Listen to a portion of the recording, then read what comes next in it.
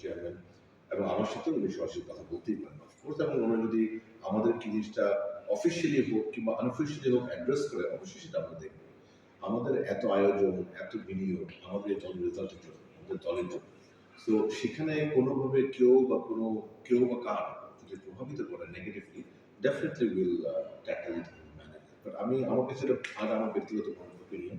আমার কাছে মনে হয়েছিল ওনাকে personal opinion on the spot of the moment. উনি এখন পর্যন্ত আমার জানার মতে মানে নারী ফুটবলের one of the most successful coach, there is no doubt about it. So I am sure উনি যদি কোনো প্রবলেম আছে মনে করে থাকে, সেটা কেমনে মিটিগেট করবে, সেটা কেমনে সলভ করবে, সেটা ওনার কাছে জানা আছে। উনি সেটা করবে। এবং সেই প্রক্রিয়ায় যদি আমাদের হস্তক্ষেপ কিংবা আমাদের সহায়তার প্রয়োজন হয়, উনি খুবই ভালো করে জানেন যে উই আর অলওয়েজ দেয়ার। মানে কখনো এরকম হয় না আমাদের হেড কোচ কিংবা টেকনিক্যাল স্টাফরা আমাদের কাছে কোনো কিছু চেয়েছে কিংবা কোনো কিছু আর্জু করেছে কিংবা কোনো রিচ করতে চেয়েছে, আমাদেরকে পায়নি, এটা কিন্তু কখনো হয় না। So we are always there definitely. ওরকম যদি আসলে কোনো ইস্যু হয়ে থাকে, we will be next to him definitely ইনশাআল্লাহ।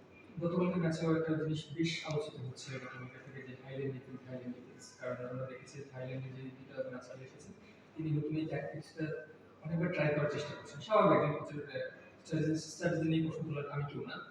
কিন্তু যেহেতু তিনটা ম্যাচে একই স্ট্র্যাটেজি নিয়ে খেলে আপনি ফল পান, সঙ্গে মিশন অস্ট্রেলিয়া, ফেডারেশনের পক্ষ থেকে কি আসলে মানে তার তাকে কাজ করার জন্য পুরোপুরি ফ্রিডম দেওয়া হয়েছে, নাকি আসলে আপনাদেরকে এখানে আসলে মতামত দিলেন যে এই স্ট্র্যাটেজিকে বাদ দিয়ে যায়? আচ্ছা, এখানে একটু প্রথমে বলি যে আমাদের বলে না, আমার মনে হয় বিশ্বের সকল ফেডারেশনেই টেকনিক্যাল স্টাফদের মধ্যে কিন্তু কখনো কোনো ইন্টারভেনশন কখনোই কাম্য নয়।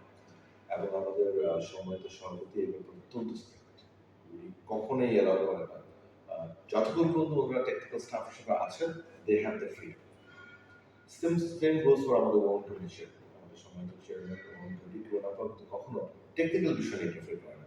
প্লেয়ার ওয়েলবিং অনেক কিছু বলতে পারে, যেহেতু উনি দীর্ঘদিন ধরে আসলে একজন guardian maybe, that's different thing, it's a very personal thing.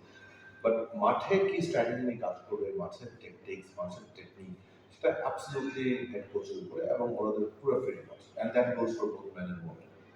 So সে ব্যাপারে ডেফিনেটলি আমাদের কোনো ইন্টারফারেন্স হবে না, বাট ডেফিনেটলি ওপিনিয়ন থাকবে। আমি বিশ্বাস করি যে আমাদের সম্মানিত সভাপতি, সম্মানিত ওয়ার্কিং চেয়ারম্যান এবং আমার সাথেও যদি কথা হয়, though I'm not a technical person, আমি আমার পার্সোনাল অবজারভেশন আমি অবশ্যই বলবো, এবং এটা কিন্তু আমি সবসময় দিয়ে থাকি।